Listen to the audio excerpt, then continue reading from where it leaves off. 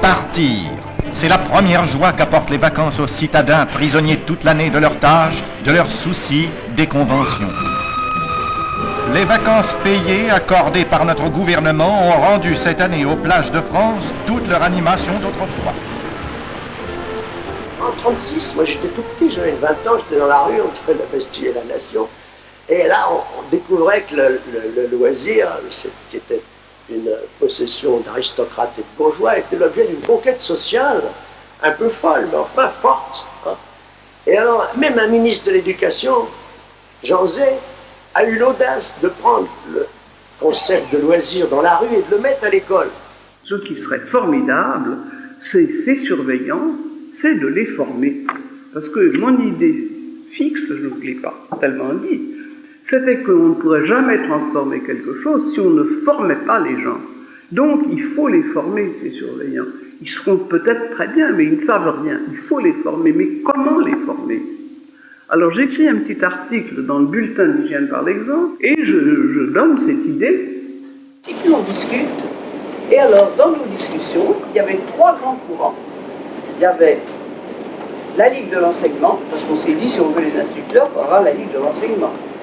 Il y avait donc la Ligue de l'enseignement, il y avait les éclaireurs, et puis il y avait moi qui était avec cette personne et qui représentait un mouvement qui s'appelait l'hygiène par l'exemple. Ça, c'était en décembre. Début décembre, alors il a fallu se cavaler, parce qu'il a fallu d'abord trouver des appuis, aller voir M. Jean Zay, aller voir M. Léo. C'est moi qui étais voir M. Léo Lagrange. Je ne savais pas qui c'était un type charmant, je lui ai même joué du pipeau pour le faire. Et il a dit, c'est très intéressant cette méthode. Mais vous savez, c'est une méthode parce qu'on apprend la musique en faisant un instrument. Et puis, il fallait une inspectrice générale. Alors, on lui a demandé d'être la directrice du centre. Enfin, du centre d'enseignement. Après, il a fallu chercher la directrice du centre. Et on n'a pas pris centre de formation. Parce qu'on s'est dit, c'est pas de la formation, c'est de l'entraînement. Et l'histoire va commencer.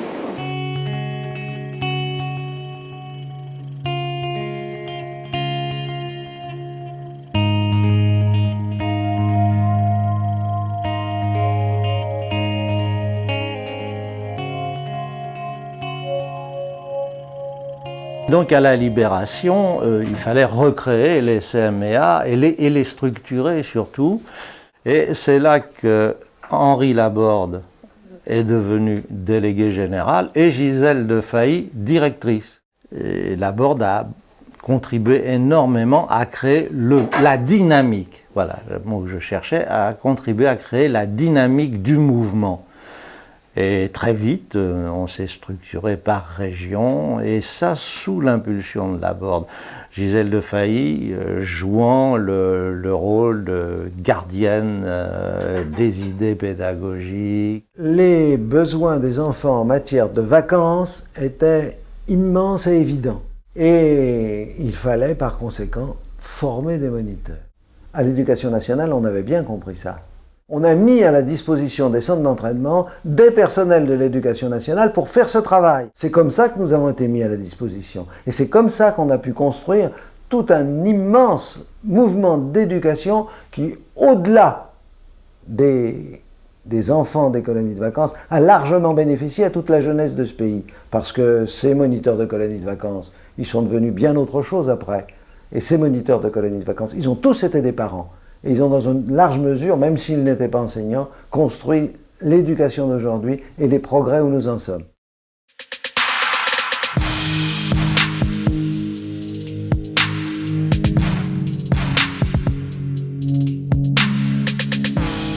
Et si j'insiste sur le dernier, qui va en colonie de vacances, c'est parce que il me permet d'aborder, pour terminer, une question essentielle, qui est posée à l'origine même de toutes nos journées d'études et qui est celle de l'avenir de nos colonies de vacances.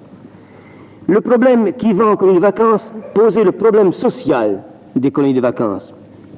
Et aussi, et je crois d'une façon très nette, le problème des dangers que courent les colonies de vacances. Car je ne voudrais pas que nous nous séparions sur l'impression que nous avons bien rempli notre tâche à travers ces journées et que notre responsabilité est dégagée. Elle est très lourde au regard, non pas de notre fonction particulière en colonie de vacances, elle est très lourde au regard des colonies de vacances elles-mêmes. Nous estimons en effet que les colonies de vacances sont menacées. Une institution qui ne progresse pas et qui ne répond pas aux besoins qui sont posés devant elle est une institution qui régresse. La formation, c'était plutôt d'abord se connaître soi et puis après faire ses choix.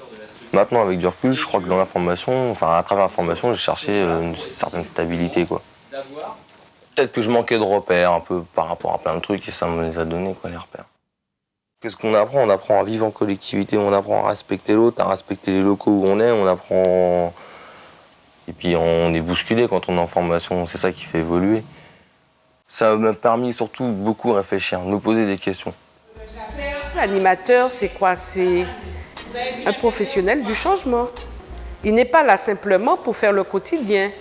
Il est dans la société et il est là, c'est un acteur de changement de la société. Quand on dit le CMA, c'est les colonies de vacances, je dis c'est vrai. Mais ce n'est pas seulement les colonies de vacances. Je veux dire, dès le début, ça a été proposer un modèle d'éducation transposable partout. Oui, ce qui m'a beaucoup étonné après, c'est quand des psychiatres sont venus nous trouver en nous demandant de former des infirmiers d'hôpitaux psychiatriques. On a dit, mais on n'est pas capable, on ne connaît pas, c'est pas notre domaine. Ils nous ont dit, mais si, parce que d'abord, tout ce que vous pratiquez au niveau de l'accueil. Et ils revenaient là-dessus, sur ce contact avec de la personne avec une personne. Ça nous avait beaucoup impressionné. Et puis alors, tout ce que vous faites au niveau des activités, parce que, disait-il, quand vous pratiquez une activité avec un enfant, même la fabrication d'un cerf-volant, c'est bien, il faut que le cerf-volant vole, mais ce qui est important, c'est tout ce qui se passe entre vous et cet enfant qui fabrique aussi son cerf-volant. Pour désenclaver le système récepteur des rejets de la société, le principal, c'est le maximum d'efforts à travailler sur la problématique de la formation. Les stages des CMA ont été une articulation fondamentale dans l'idée de mettre en œuvre un système relationnel dans nos établissements dans lequel le changement de la relation entre soignants était de même trempe et était inspirateur des modifications profondes du rapport soignant-soigné. Donc, prétendre faire de la psychiatrie et pas travailler d'abord sur la question de comment je vais accueillir toi, malade mental, mon frère, dans le service qui prétend soigner, c'est comme si on mettait les moulins à l'envers, quoi. Donc, il me semble que voilà, c'est un peu ça qui me semble très important avec les CMA, c'est cette fraternité autour de la souffrance humaine. La coopérative doit acheter un tablier pour Aziz. Bon, alors moi j'ai un problème, c'est que j'arrive pas à y penser. Donc je sais pas comment on peut faire parce que... Il y a quelque chose. T'as quelque chose à dire, vas-y, Vincent. Je sais où il y en trouve des pas chers, un tablier à 20 francs, à Frandival, là-bas il y en a un, il est bleu et c'est bien. Est-ce que tu penses que tu peux être responsable d'aller l'acheter si je te donne l'argent de la coopérative? Oui. Combien il coûte exactement? 20 francs. 20 francs. Bon. C'est une proposition que tu fais? On vote là-dessus, voir si le conseil est d'accord pour qu'on mette 20 francs à la coopérative pour qu'Aziz ait son sablier pour changer la cage du lapin. Qui est d'accord? Comment, dans une démocratie, faire en sorte que des gens soient vraiment citoyens? Si on ne donne jamais des responsabilités à d'autres en pensant qu'on est seul capable, c'est pas possible. Qui s'abstient? Il y a un moment où il faut que les gens se sentent reconnus en tant que personnes. C'est là qu'on se rend compte qu'il faut être très attentif au pouvoir qu'on exerce sur des gens qui sont en état de dépendance. Donc c'est décidé, Vincent achètera le tablier. En fait, diriger autrement, en ayant plus de confiance dans les capacités des gens à participer à quelque chose. C'est-à-dire être en effet un citoyen et un acteur efficace dans un lieu, quel qu'il soit, dans un groupe, quel qu'il soit, et ne pas attendre que que les choses viennent d'en haut, mais être soi-même impliqué au point d'élaborer même les méthodes de travail.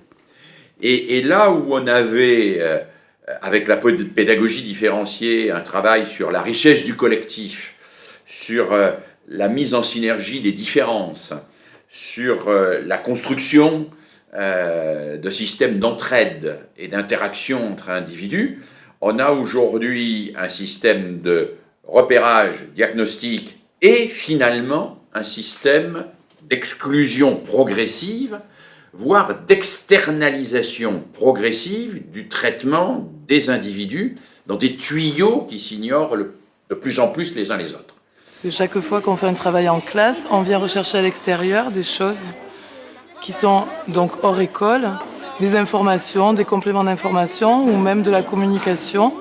Et donc ça rend ce qu'on apprend et ce qu'on fait, ce qu'on construit, ça le rend vraiment réel. Ouais, c'est-à-dire nous pratiquons l'intégration parce qu'on pense qu'il est nécessaire qu'un enfant ayant quelques problèmes puisse vivre avec d'autres enfants qui n'en ont pas, dits normaux, entre guillemets. Je pense que pour l'enfant, on la pratique parce qu'on pense que ça fera extrêmement de bien à l'enfant, qu'il ne sera pas coupé des autres enfants, du point de vue surtout de la socialisation, qui est très importante à l'école maternelle. Et je trouve ça complètement stupide d'opposer les loisirs à l'école ou d'opposer une pédagogie qui serait faite pour les loisirs uniquement et une pédagogie qui serait faite pour l'école. C'est la même pédagogie, c'est-à-dire les méthodes actives, l'éducation nouvelle et même l'éducation populaire, avec ce sens social qu'il y a dans l'éducation populaire, qui prévalent, au moins officiellement, pour l'école.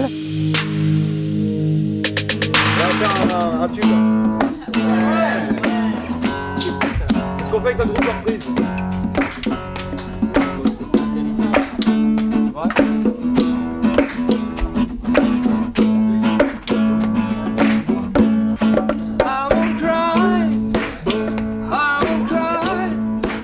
Le chantier d'Avignon révèle des éléments incontournables des changements de pratiques culturelles sur un plan plus général. La première condition, c'est d'avoir évidemment une équipe comme celle des CMEA qui a travaillé ensemble à des objectifs éducatifs clairs, défendus collectivement par cette équipe. Une équipe aussi qui a les moyens pédagogiques de mettre en acte une orientation politique et pédagogique. Ça, c'est l'outil d'intervention, je dirais, de combat absolument indispensable. Au-delà de la circulaire commune entre le ministre de l'Éducation nationale et moi-même, il y a sur chacune de nos villes, chacune de nos villages, cette place pour la construction d'un projet éducatif, qui soit un projet éducatif qui mette en valeur la complémentarité entre le temps de l'école, le temps familial et ce temps périscolaire. C'est à la fois le temps parfois de la pause méridienne, parfois le temps après l'école, parfois comme on le voit ici à Avignon, ces temps extrascolaires. C'est tout ça qui fait la construction d'un jeune et pour moi c'est le message aussi de Jean Vilar, celui du théâtre national populaire. Donc il fallait relier un peu tout ça. Marie Dinèche avait bien déjà mis le terrain en place pour en sorte que le jeu dramatique soit propice à une découverte de ses propres moyens d'expression et non pas seulement à passer un bon moment. Un peu par là. Pendant une petite demi-heure, on va essayer de préparer des petites choses pour les artistes et les chanteurs qui ont joué pour vous là pendant une heure. Alors, qu'est-ce que vous avez vu? De quoi vous vous souvenez de quoi? Il y avait le monsieur qui chantait. Ouais. Ça fait une personne. La femme qui chantait. D'accord, tu seras le bleu du crâne? Ok. Moi je vais voir mes animaux. Non, les musiciens.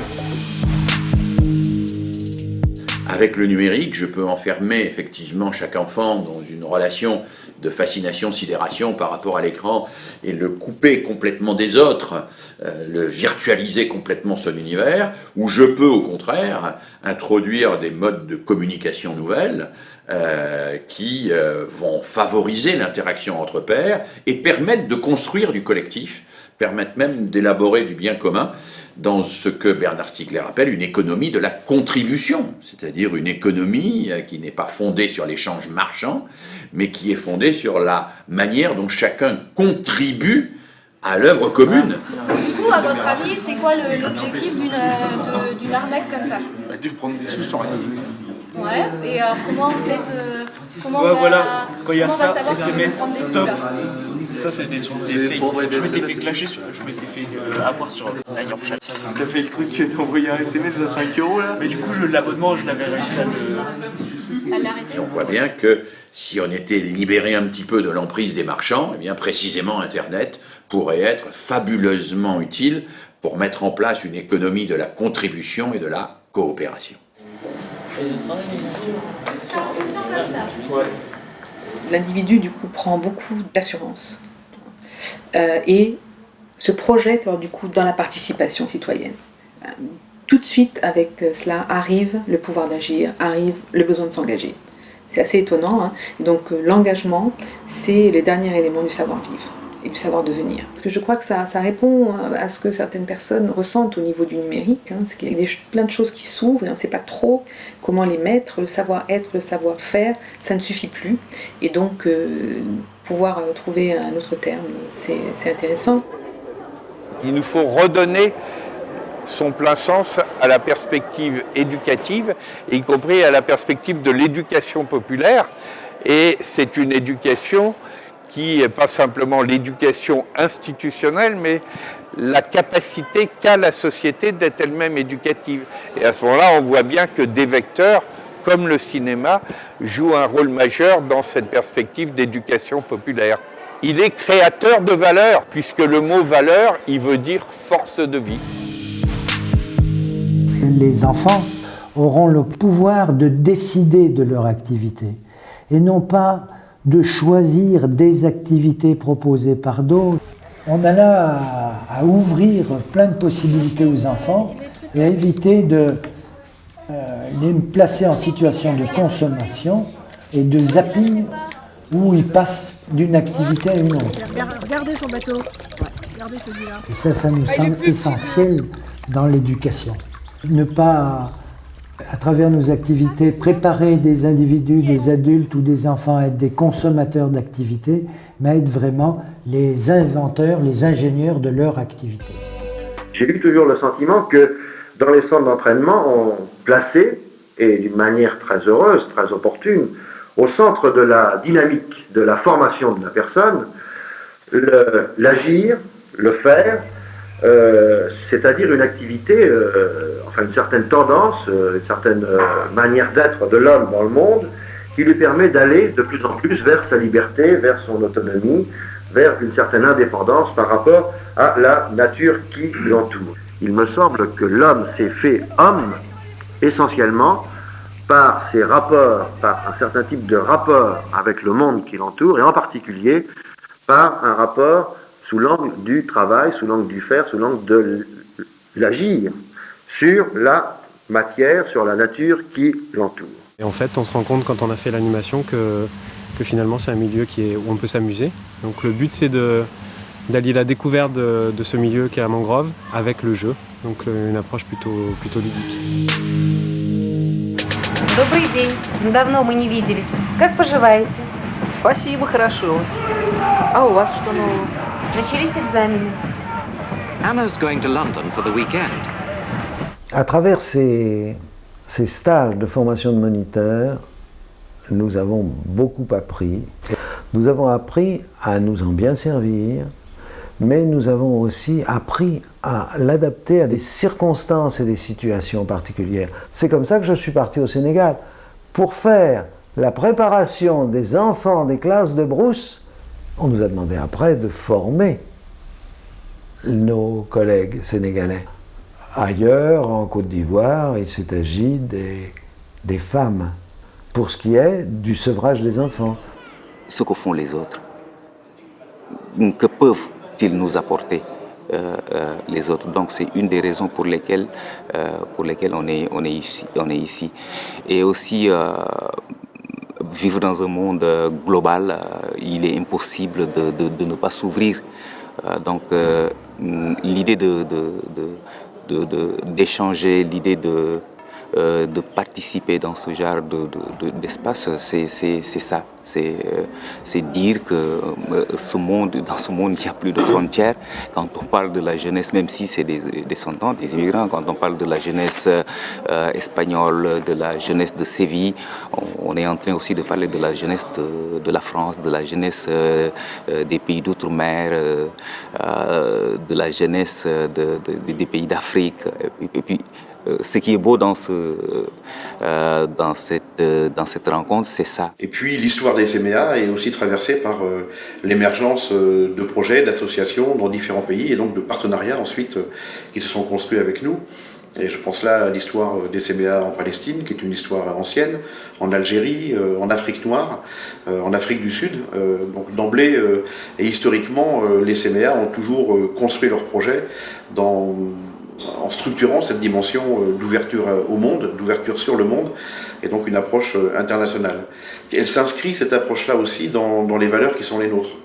La question de l'interculturalité, du regard porté sur les autres, de la complémentarité aussi, des relations entre différentes cultures, fait partie un peu de notre histoire, notre patrimoine, notre ADN, on pourrait dire, puisque l'éducation nouvelle, c'est aussi un regard particulier, des conceptions pédagogiques, une approche politique de l'éducation qui, bien sûr, intéresse l'ensemble des pays d'Europe et du monde. Bonjour, je m'appelle Manodi, enchantée. Bonjour, je m'appelle Sreya. Enchantée.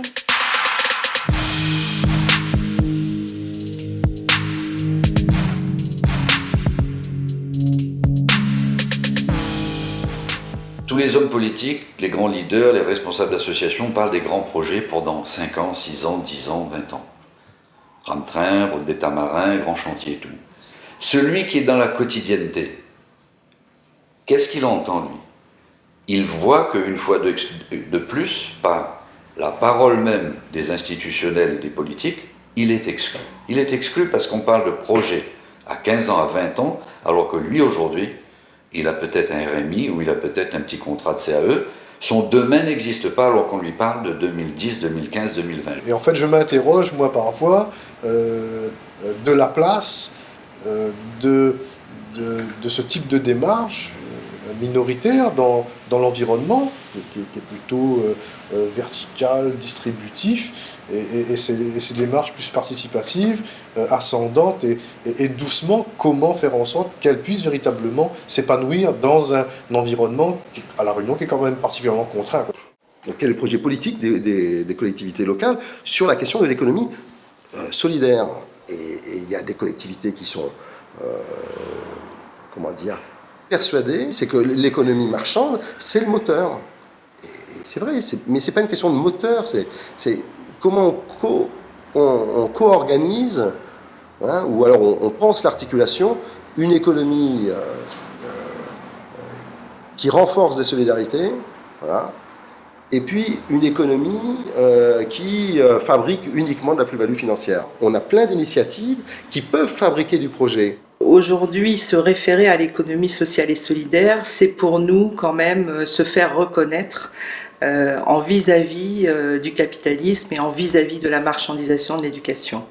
Et je pense que dans le champ de l'éducation, et particulièrement dans notre cercle éducation nouvelle, on voit quand même apparaître, être récupérées aussi, certaines de nos démarches actives sont récupérées, mais on parle bien là de méthodes actives et pas d'éducation active. Je me dis la scission entre économie marchande et non marchande, c'est un mauvais débat. Ça renforce les conflits de personnes, et puis, alors qu'il y a énormément d'échanges de l'un à l'autre. Voilà. Il faut valider l'idée d'une économie plurielle.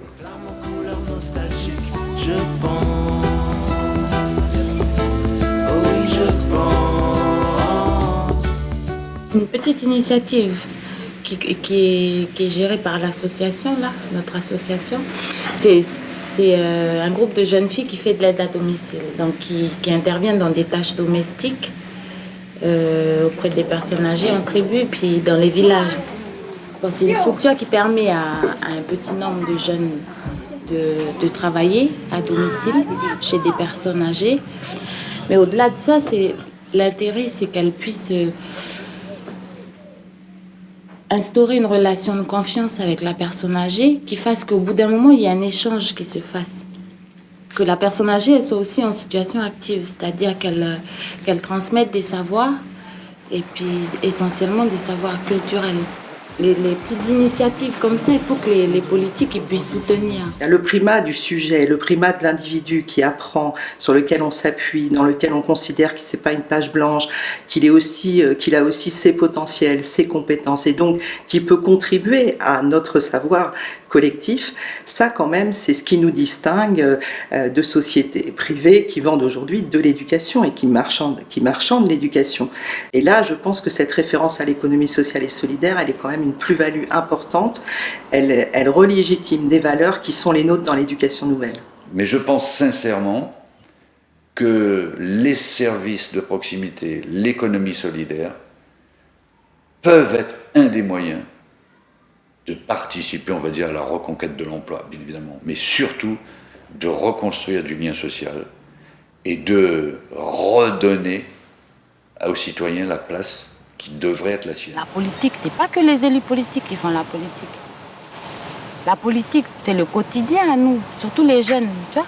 Parce que quelque part, tu t'investis dans ta tribu, dans ton clan, dans ta famille, dans ton village, tu vois.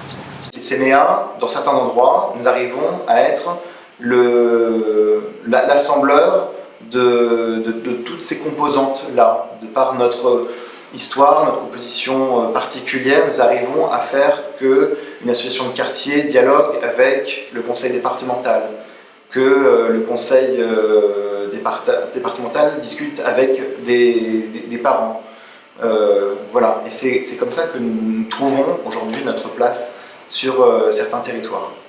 Et bien entendu, les questions que nous nous posons au niveau des CMEA sont les mêmes questions que se posent les institutions au niveau national et au niveau européen. Et les CMEA demain sont capables d'agréger toutes ces expériences au local pour construire une politique nationale et européenne forte qui aura du poids et de l'influence dans l'avenir. Quand les pères de l'éducation nouvelle et les mères de l'éducation nouvelle ont pensé l'éducation nouvelle et ont commencé à mettre en place des méthodes, des actions, des stages, ils se sont dit, il faut qu'on le fasse de telle manière. Il faut qu'on prenne en compte le groupe. Il faut qu'on se mette plutôt sur un pied d'égalité plutôt que sur un pied hiérarchique. Il va falloir qu'on les mette en activité pour qu'ils apprennent. Il va falloir qu'on les mette en contradiction avec ce qu'ils ont dans la tête pour réussir à les déconstruire et reconstruire un nouveau savoir. Ils avaient déjà pensé toutes ces choses-là, et ce qu'il y a eu d'extraordinaire, c'est que les 50 années de recherche, les 60 années, les 80 années de recherche sociale en sciences humaines, en sciences de l'éducation récentes, ont réussi à complètement confirmer, par la recherche expérimentale, les présupposés qu'avaient les penseurs de l'éducation nouvelle. Et dans l'éducation nouvelle, la question de l'agir, du faire, de faire avec son corps, est aussi importante que de théoriser, de pouvoir penser. C'est pour ça que, quand on est dans des logiques d'éducation nouvelle, on fait faire plusieurs activités aux personnes qui sont en face de nous, parce que cette intelligence motrice, cette intelligence corporelle, elle a aussi un impact sur le développement intellectuel. Et il faut qu'on arrive à faire se rencontrer ces deux mondes, de l'intellectuel et du manuel, pour réussir à faire des citoyens beaucoup plus éclairés.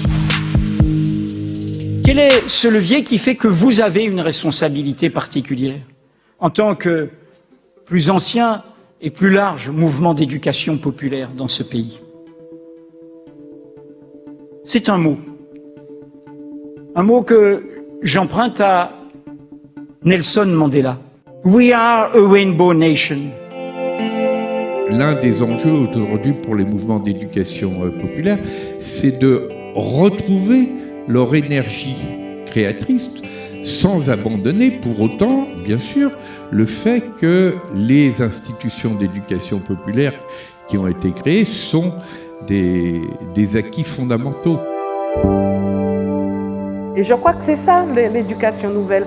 Permettre à l'enfant, à un moment donné, dans le vécu quotidien qu'il soit à l'école ou ailleurs, mais surtout à l'école, de pouvoir arrêter ce que j'étais en train de faire pour leur donner la parole et qu'ils puissent s'exprimer. L'alternative, elle a du mal à s'imposer comme modèle. c'est compliqué de dire, eh ben, cette marginalité-là va devenir projet.